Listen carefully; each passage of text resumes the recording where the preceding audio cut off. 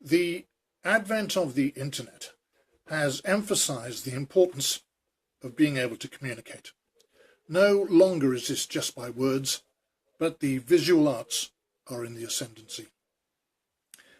In the 1980s, I worked for a newspaper proprietor called Eddie Shah. He made a name for himself in England when he defeated the print unions over industrial action at his newspaper plant, and he became the first person in the UK to launch a newspaper using full colour. He was an innovator and a genius at promotion.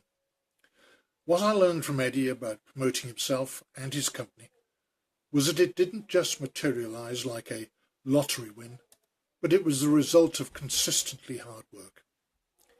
I also learned from Eddie that by promoting himself, he was also promoting his business. I have always been interested in the acquisition of power. Not personally, of course, but interested in why people seek power and what motivates them. I was fascinated by people who started life in, what shall I say, ordinary circumstances and set out to gain political power. Why did they want it, and how did they do it? Studying the political process brought me into contact with politicians, some who did reach the top. Some, I would guess, had the advantage of family connections. Others had the time and the money to concentrate their efforts into making it happen. But few of them were great motivators. It would be fair to say that all of them had to be good communicators. I have always believed in the power of words and the way they are delivered. Several years ago, I attended a small conference which was addressed by a member of Parliament and a government minister and several high flyers in the social care industry. People who influenced others through words. Amongst the speakers that day was a young man who addressed the conference as a dementia champion. I do not know if the politicians were paying attention, but this young man, I think he was perhaps 22, and did not have a wonderful start in life, stopped the conference with what he had to say and the way he said it. He was cheeky and confident and won the audience.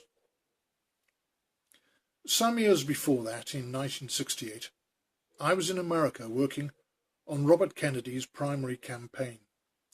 It was a short campaign that everyone will know ended in tragedy.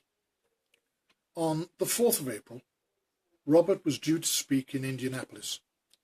He was to speak in an African-American district, and whatever he planned to tell them, he needed to tell them the news that he had just heard, that Martin Luther King had been assassinated.